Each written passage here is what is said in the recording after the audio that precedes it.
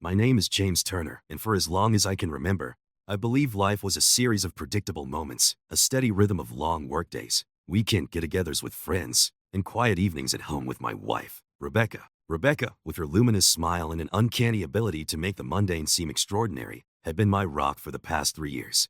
Outwardly, our life in a quiet suburb near Columbus, Ohio, appeared idyllic. Yet behind the gentle cadence of our days, I would soon uncover a tangled labyrinth of secrets I never imagined existed. It began 2 years ago when Rebecca decided to explore a new digital avenue by joining a content platform similar to OnlyFans. Initially, I was apprehensive. I couldn't understand how such a venture could possibly harmonize with the life we built together. However, Rebecca's persuasive mix of charm and pragmatism eventually convinced me that her work was merely an artistic expression, a bold, creative outlet. In our community, many admired her daring posts and exclusive content. Dinner conversations among friends often echoed with remarks like, "There goes Rebecca, the rising star," as if she were a celebrated celebrity rather than the woman I love. One balmy Friday evening, I sat in our favorite local diner with my longtime friend, Ethan Sullivan. Between mouthfuls of crispy fries and sips of iced tea, our conversation wandered from the latest sports scores to the opening of a new art exhibit downtown. After a while, Ethan steered the conversation toward Rebecca. "James," he said in a low, conspiratorial tone, "I'm not trying to pry, but have you ever wondered why everyone seems so fixated on Rebecca these days?" I shrugged, trying to dismiss the notion. "Fixated? You mean because of her online work?" "Sure. It's impressive how popular she's become. But I trust her completely. I know what I see at home." Ethan's eyes softened with concern. "It's just that when a woman becomes the center of attention, sometimes it's for reasons more complicated than mere art. Not that I'm implying there's anything wrong, but you know how people talk." I laughed lightly, brushing off his worry. People gossip about anything, especially when someone looks as captivating as Rebecca. I'm not one for idle speculation. Still, Ethan's words lingered as the evening progressed. Later that night, as Rebecca prepared dinner, our home was filled with the inviting aroma of garlic and rosemary. Her laughter in the kitchen was contagious, and for a brief moment, all was well. Over dinner, Rebecca animatedly recounted a meeting from her day, a rendezvous with Courtney Ellis, her business manager and friend known for her quick wit and bold fashion choices. "You should have seen the comments on my latest post," Rebecca exclaimed with excitement. "Half the neighborhood is practically swooning over my shoot. Who would have thought the girl next door could spark such passion?" Her eyes shone with mischief as she continued, "I'm doing what I love, James, always for you." Yet even as she spoke, I couldn't help but notice a fleeting shadow cross her face. I dismissed it as a momentary lapse, unaware that it was the first hint of a secret deeper than I had ever imagined. In the weeks that followed, subtle details began to gnaw at my certainty. A furtive glance at her phone when she thought I wasn't watching, whispered phone calls that she abruptly ended whenever I entered the room. I convinced myself that these were mere quirks of someone balancing an unconventional career, never suspecting that they were the opening cracks of a larger deception. At a weekend barbecue hosted by a mutual friend, I overheard snippets of conversation that sent a chill down my spine. During a hushed exchange between Madison Clark and Andrew Lawson, another friend with a penchant for blunt observations, Madison confided, "Rebecca's been so secretive lately. It isn't just about her work. Those late-night calls, the hurried whispers, it feels like she's hiding something." Andrew dismissed her concerns with a laugh. "Come on, Madison. Rebecca has always been a bit mysterious. But she's one of us. If anyone can weather a little scandal, it's her." Yet, as I listened from a distance, I couldn't shake the sensation that the brilliant, vivacious woman I adored was concealing an entirely different persona, one that might shatter our perfect life if ever revealed. I tried to silence the disquiet, convincing myself that my growing unease was nothing more than paranoia. At home, the tension in our relationship grew imperceptibly but persistently. One afternoon, I watched Rebecca share a private joke with Courtney over coffee. Their shared smiles and secretive glances made me wonder if their bond went beyond the professional. Every time I hinted at my concerns, Rebecca would dismiss them with a gentle squeeze of my hand and a soft smile. "James, it's nothing more than friendship and business.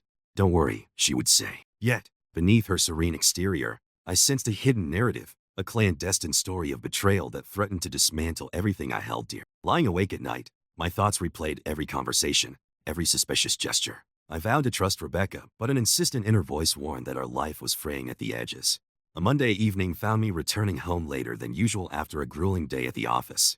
The house was shrouded in dim light, and faint voices drifted from the living room. Peering from the hallway, I heard Rebecca and Courtney deep in conversation. "You know, sometimes I feel like I'm living a double life," Courtney murmured quietly, her words laden with unspoken meaning. "There's an undercurrent in this business that even Rebecca can't anticipate." Rebecca's voice, soft yet firm, replied, "I'm following my passion, Courtney. I never imagined the success would invite such scrutiny." but I have my reasons, and I trust the people I work with. Before I could gather more, the conversation was interrupted by a knock at the door. Ethan Sullivan arrived unexpectedly, his smile usually reassuring now replaced with a trace of urgency. James, can I come in?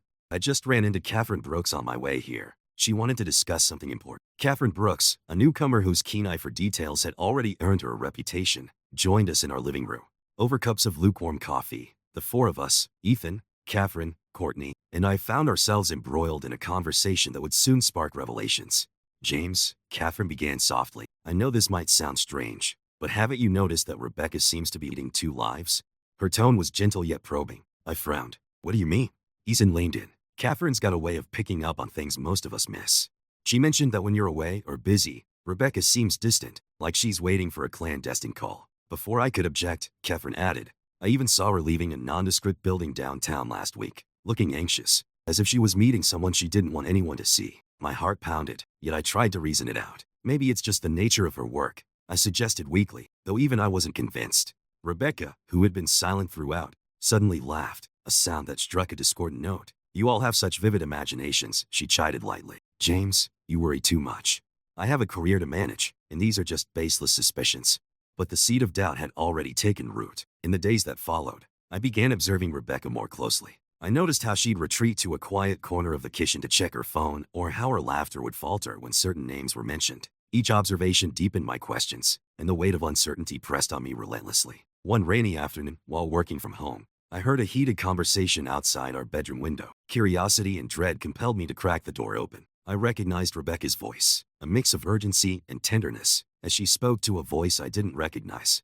I can't keep doing this, Rebecca. It's tearing me apart, came the trembling words of a stranger, overlaid by her measured response. I know, but we're both in too deep. Just trust me. I quickly shut the door, my heart hammering in my chest.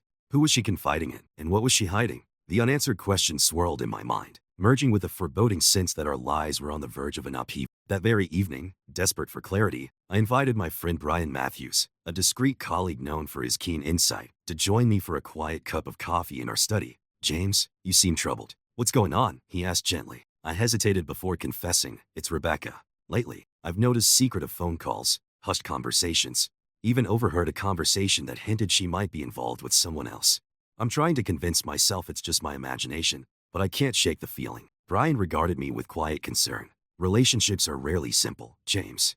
Sometimes we see what we fear rather than what is real. But if something feels off, it might be worth your attention. His measured words confirmed my inner turmoil. I knew I needed to confront these suspicions, but the thought of unearthing the painful truth filled me with dread. The following day, when Rebecca was supposedly on a business errand with Courtney, I tried to broach the subject over dinner. Rebecca, I feel like there's something you're not telling me. I know your work keeps you busy, but can we be honest with each other? I pleaded, taking her hand. Her eyes clouded with a mix of defiance and vulnerability. James, I've told you before, there's nothing beyond my career. I'm proud of what I do. Why would I hide anything from you? Her dismissive tone only fanned the flames of my suspicion. The conversation ended with a strained smile and a promise that all was well. Yet I sensed she was sheltering a truth that threatened to unravel our entire world. In the days that followed, whispers among friends grew louder. Comments about Rebecca's unexplained absences, hushed phone calls, and furtive late-night meetings began to surface.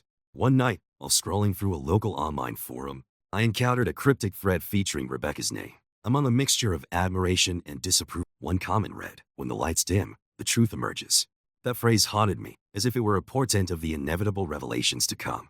Every day became a precarious balancing act between hope and dread. I found myself torn between the love I had for Rebecca and an escalating need to uncover the hidden truths of her life. Ethan's warnings, Catherine's observations, and Brian's cautious advice all merged into an overwhelming chorus that I could no longer ignore. Then, one cold, rain-soaked evening, I returned home to find Rebecca sitting alone in the dim living room, her eyes fixed on something hidden from view. The silence between us was deafening. Clearing my throat, I broke the quiet. Rebecca, we need to talk. Something isn't right. I feel like you're holding back. She looked up, startled, then quickly masked her surprise with a calm facade.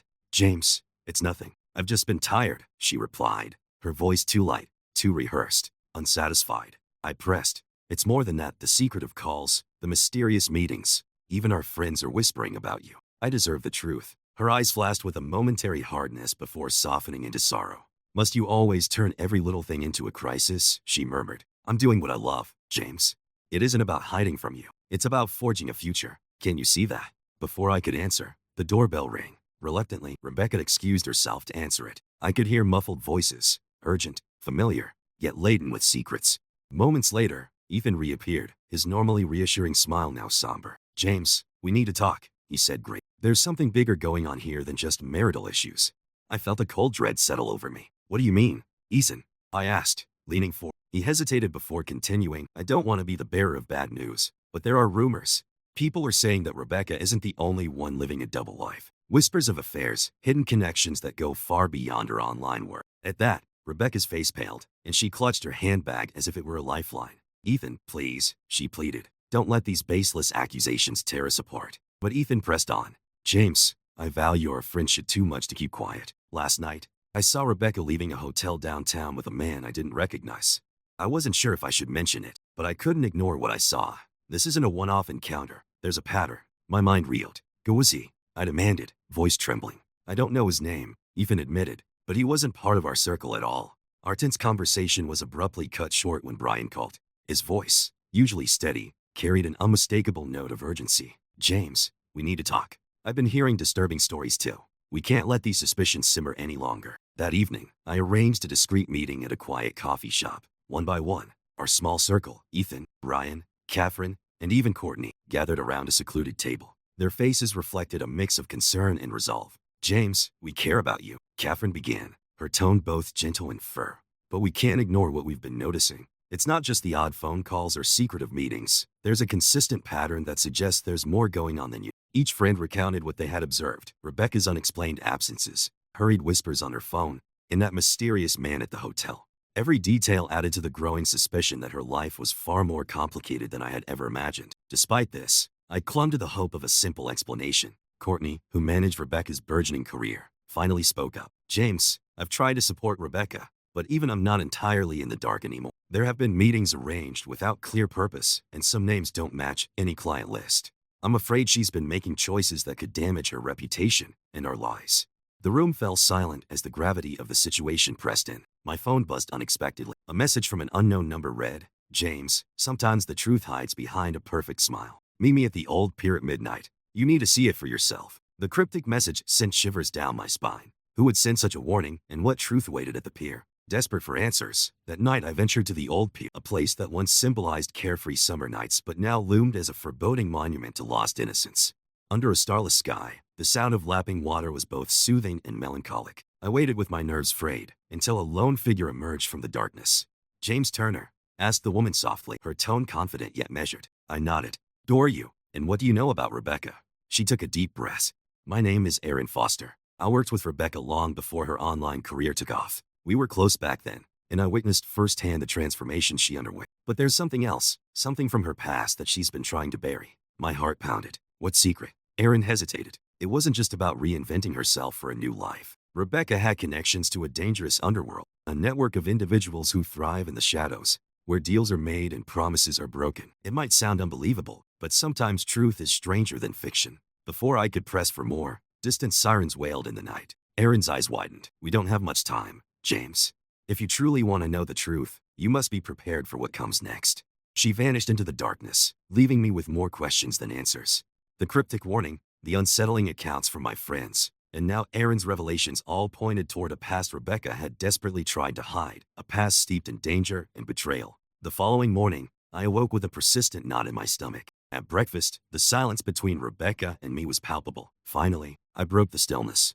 "Rebecca, we need to talk. I haven't slept well since last night, since Aaron's warning. I feel like I'm losing my grip on reality." Rebecca's eyes narrowed momentarily before she forced a calm smile. "James, you're overreacting. Aaron's just someone from my past, nothing more." Her tone was dismissive, yet I sensed a tremor of anxiety behind her words.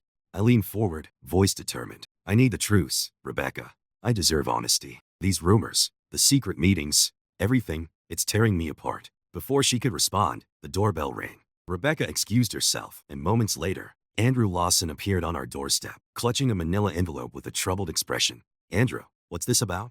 I asked, rising from the table. He hesitated, then said, "James, I found these documents in Rebecca's old storage unit. They might explain what's been going on." Inside the envelope were old photographs and bank statements spanning several years, evidence linking Rebecca to a network of dubious figures involved in clandestine deals. The pictures showed her smiling alongside individuals who clearly belonged to a world far removed from our suburban life. Rebecca's face turned pale as she snatched the envelope. This is private, Andrew. I can explain, I interrupted sharply. Explain what? That you led a double life long before we ever met? That you were entangled with dangerous people? Andrew's voice was gentle but firm. James, I'm sorry to bring this to you, but these documents aren't merely remnants of past business. They hint at a dangerous network, one that might still be reaching out to you both. Rebecca's eyes welled with tears as she looked at me. James, I never intended for you to find out this way. I was young, desperate, and made choices I thought were necessary for survival. I never wanted to hurt you. The room fell into a suffocating silence. My heart pounded as I tried to grasp the magnitude of what I was learning. Was this the secret Aaron had hinted at? A past mired in dangerous liaisons that Rebecca had long tried to escape? Determined to see the evidence for myself, I later visited the old storage unit Andrew had mentioned. In a rundown building on the edge of town, behind a faded sign reading Turner Storage, I discovered dusty boxes filled with relics of a bygone era, diaries, photographs, and even a USB drive bearing dates from years past.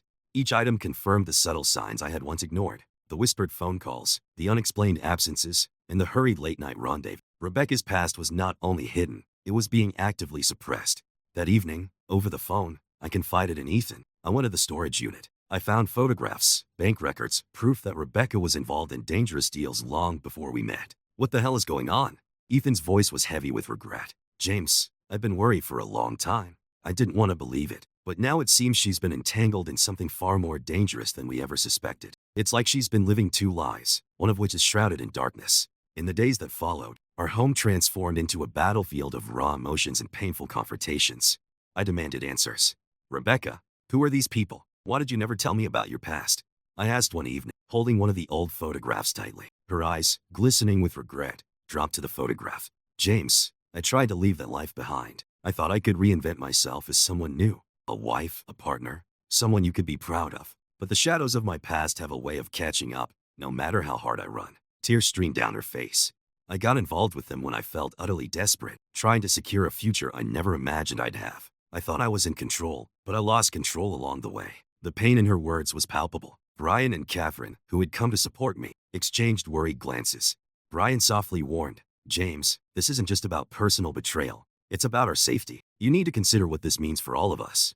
I nodded slowly, torn between the woman I once loved and the dangerous web she had spun. Rebecca, I want to believe you, but you can't keep these secrets hidden any longer. Not now, when everything is falling apart. That night, as I sat alone in the dark study, the phone rang unexpectedly. An unknown number flashed on the screen. I answered, and a distorted voice hissed, James Turner, you've been digging too deep. Some secrets are best left buried. The line went dead before I could respond. It was a threat, a clear warning that the danger was far from over. The realization struck me hard. Rebecca's past wasn't merely a personal betrayal. It was a gateway into a perilous world of criminality. The life we had built was now entangled with risks I had never imagined. Uncovering the truth might come at a steep price, not only to our relationship but possibly to our very lives.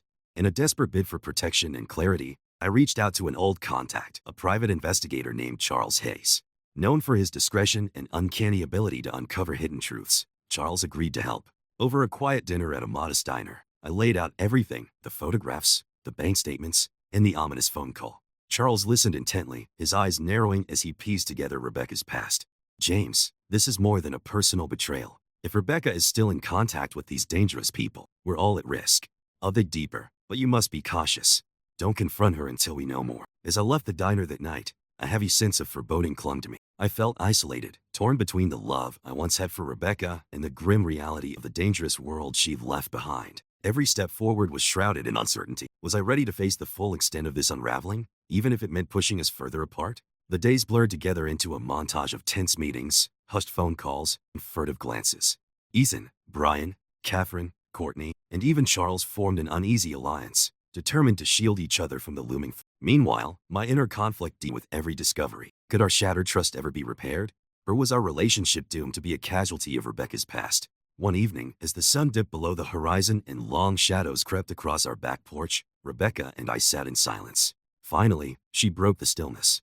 James, I know I've hurt you. I know I've lied, and I'm deeply sorry. I never intended for any of this to happen. I searched her tearful eyes, desperate to find the woman I once knew. Rebecca, I need the truth. I need to know if any part of you remains that I can trust. I'm scared for me, for all of us. Her voice was barely a whisper, I promise, James, no more secrets. Yet, even as the words left her lips, I felt we were teetering on the edge of a truth too heavy to bear, a truth that would force us to confront the consequences of a past that refused to remain hidden. Then, on a cold, stormy evening, the tension reached its peak. I sat across from Rebecca on our creaking back porch, the sound of distant thunder mingling with the pounding of my heart. Charles had intercepted a message indicating that those connected to Rebecca's dangerous past were planning a meeting that very night, and that I was now a target. "Rebecca," I began, my voice trembling, "we can't live in fear anymore. I need to know, are you still in contact with these dangerous people?" Her eyes, red-rimmed and filled with regret, met mine. "James, I try to cut every tie, but they always find a way back. I'm trapped in a past I can't escape." Before I could respond, the shrill ring of the phone shattered the fragile calm. It was Charles. "James, we've got trouble. I intercepted a message. There's a meeting tonight, and you're in danger." My pulse raised as I exchanged a look with Rebecca. "We need to act immediately," I declared. "No more secrets. We must confront this together." In a flurry of urgency, we raced to his safe house arranged by Charles. During the drive, Rebecca's confession stilled out, her desperate choices made in a bid for survival, the manipulations by criminals, and the terror that had haunted her for years. "I never meant to hurt you," she sobbed. "I was trying to secure a future when I felt utterly powerless." I gritted my teeth, torn between love and betrayal. "Rebecca, surviving should never come at the cost of our souls," I murmured, my voice heavy with anguish.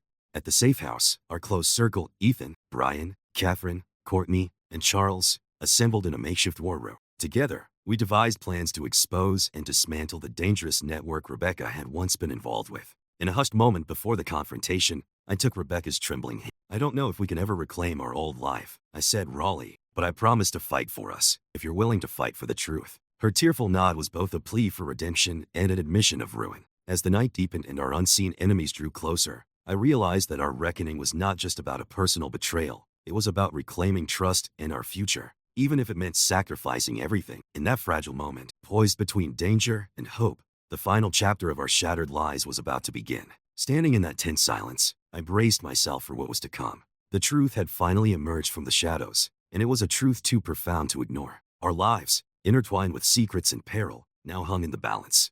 And as the storm outside raged, I wondered if we could ever find our way back from the brink. In that ultimate confrontation, where love clashed with betrayal and survival demanded sacrifice, I realized that some secrets, once unearthed, to never be buried again. The road ahead was treacherous, but as I looked into Rebecca's eyes, I knew we had reached a turning point. Whether we would rebuild from the ruins or be consumed by the darkness was a choice that lay ahead, a choice that demanded we confront our past and fight for the promise of a future free of fear. And so, under the relentless downpour and the weight of our shared burden, I stepped forward, prepared to face the final reckoning. The life I once thought was predictable had been irrevocably transformed. Now, in this moment of vulnerability and raw truth, everything was laid bare, and the storm was only just beginning.